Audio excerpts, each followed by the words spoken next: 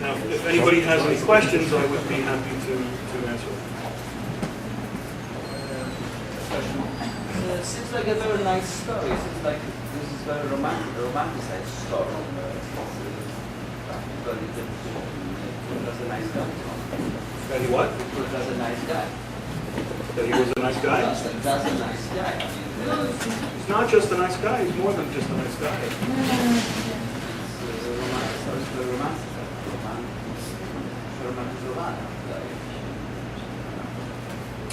Well, in the book I do point out some of Kosciuszko's faults. He was, at times of his life, he was jealous. For example, he was jealous of Lafayette during the American Revolution. I explain that. Later on, they become friends in Paris. Kosciuszko also was angry at blows up at one point that younger Prince Prince Poniatowski. He has some other faults. He was not a very good diplomat. He probably could have found a way to make more allies. He was also an adulterer. He never got married. He tried to get married twice, but then it looks like he probably had children with the wife of one of his officers, with the wife of one of his friends. So if this is too romanticized for him, he is, I do show him, as a real flesh and blood human who did make mistakes. But as I said, Borders was very upset. They said, don't tell them the whole story. Tell them the romantic stuff and see if they'll decide for themselves if he's a real person. How did you come into the subject? How did I come into the subject? Well, I have this Polish last name. Right. And when I was growing up, I heard a lot about Kosciuszko. And when I went to graduate school, I got a scholarship from the Kosciuszko Foundation, which paid the majority of my tuition at Columbia University. And I got this journalism degree, master's. And afterwards, the then president of the Kosciuszko Foundation gave me some pamphlets about Kosciuszko.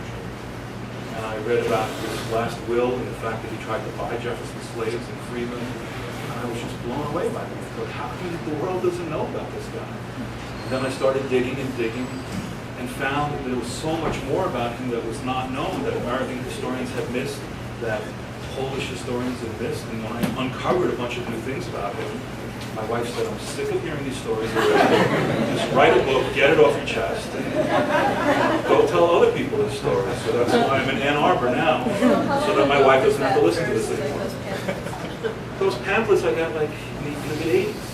So I'd been reading about him, and all my friends knew that I was obsessed with him. And the way I found out about Agrippa Hull was a friend of mine was in Stockbridge, Massachusetts. I came back and said, did you know there was this black guy who was Kosciuszko's aide-de-camp and he's buried in Stockbridge? And I went and I found that story. So every time I would travel someplace to Krakow or to Warsaw or to Philadelphia, I would dig out some new story that people didn't know about. So put this in a book. How could it help Kosciuszko to settle his name in American conscience if he had different name, for example, Tusk or Gallus? You think it would be easier if it would be Tusk, easier. but nobody would call him Tusk, they would call him Tusk. It's much easier. So if he was General Tusk, you think he'd be more famous? Well, that is a good point, because no one could pronounce his name. George Washington used to spell his name 11 different ways at first. And then when he realized that Kosciuszko was the best engineer he had, he learned how to spell it correctly. And he was this humble guy who never sought out the limelight, like Benedict Arnold was this flamboyant character. He was always riding around with his sword and wanted to be a hero.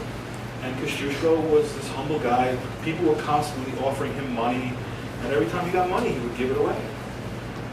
He had 4 pots of money at the end of his life and gave it all away to different people. So maybe this will change now. Maybe more people know about it. So why is it that American history sort of ignores him and yet he has so many statues? Well, these were the Polish communities in those various towns. So in Chicago, there are a lot of Poles. They built a statue. In Detroit, there are a lot of Poles here, so they put up a statue.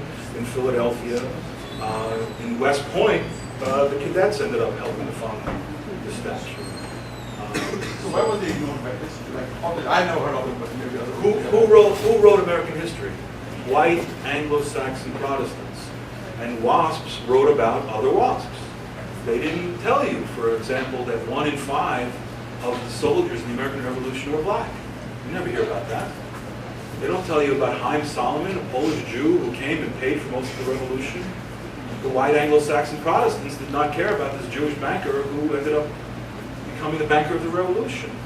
So now you have this Polish guy who's interested in the Polish guy. So I went and I did all the research. So, you know, I tried not to be too romantic. I tried to show it in a tolerant and objective way, but